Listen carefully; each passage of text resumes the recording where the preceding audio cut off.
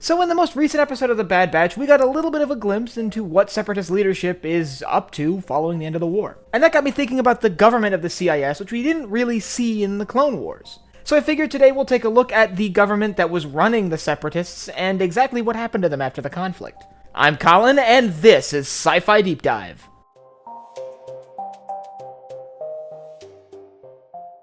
Remember, if you enjoyed this video, to head down below and hit that subscribe button.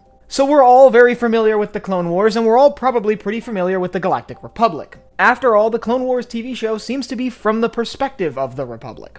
But their enemies, the Confederacy of Independent Systems, had a full-fledged government as well. So today we'll take a look at exactly how that government was laid out, and a little bit about what happened to them following the end of the war. So let's start with the core of the Separatist government, and that is the Separatist Parliament, also known as the Confederate Parliament, or sometimes called the Separatist Senate, even though that would not be the proper term. Like the name suggests, this was made up of representatives from all of the systems within the CIS. They came together to sort of debate the politics and the internal affairs of the state. In fact, according to the Separatist Constitution, which is known as the Bylaws of Independent Systems, the Parliament should hold most of the power in their government. It was generally intended to function like the Republic Senate, a large forum for debate where representatives from each planet can sort of argue about issues affecting their respective peoples. Kind of ironic, seeing that the CIS were attempting to declare their independence from the Republic, that they would create a government so similar. However, the Separatist Parliament is not the only factor involved here. The Separatist Parliament, while being the core of the government, does have a head of state.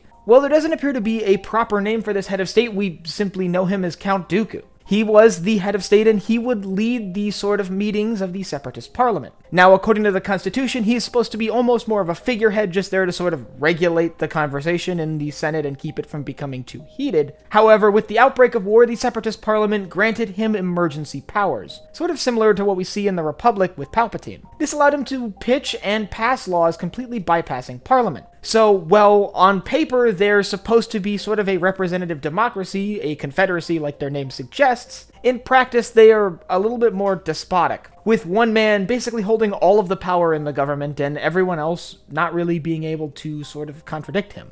It's notable that when Count Dooku is killed by Anakin during the Battle of Coruscant, General Grievous assumes the position of head of state, which caused a lot of tension and confusion within the Separatist government. A lot of them felt like Grievous wasn't really meant for statesmanship and was better suited for the battlefield. So a lot of people were understandably concerned that suddenly Grievous was running the day-to-day politics of the Confederacy of Independent Systems.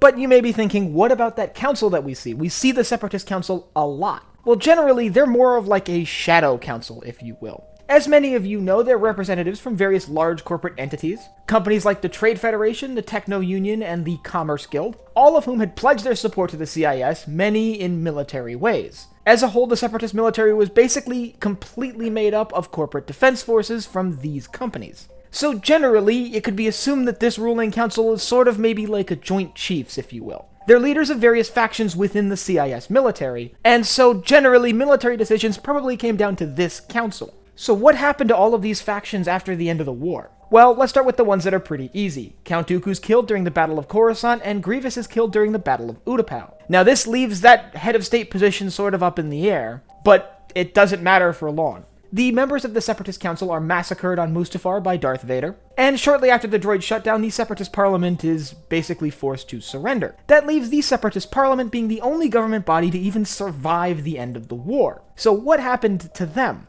Well, the newest episode of The Bad Batch has answered some of these questions. It appears like many Separatist leaders have been sort of black-bagged by the Imperial government. After all, they have the greatest risk of starting a rebellion, seeing the fact that they had just led one for the past 2 years. Still, a few of them remained in power on places like the old Separatist capital of Raxus, where we see the Empire trying to puppet the old Separatist leadership and force them to sort of bring their people back in line. Now, we know that this is not entirely effective because then we have things like Separatist holdouts. These are pockets of Separatist supporters who kept fighting even after the end of the war. And if you want to learn more about Separatist holdouts, I'll leave a link up here to my video on that. And I want you to let me know down in the comments whether you think this style of government is really that different from the Republic they're trying to secede from. After all, the Separatists are claiming that the Republic is corrupt and overbloated, but are they themselves also corrupt and overbloated? And if you have anything you want to see me cover from Star Wars, leave it down below in the comments. And last but not least, if you enjoyed this video, head down below, hit the like button, the subscribe button, and the bell icon so you get notified when I upload new videos. So for Sci-Fi Deep Dive, I'm Colin, and I will see you next time.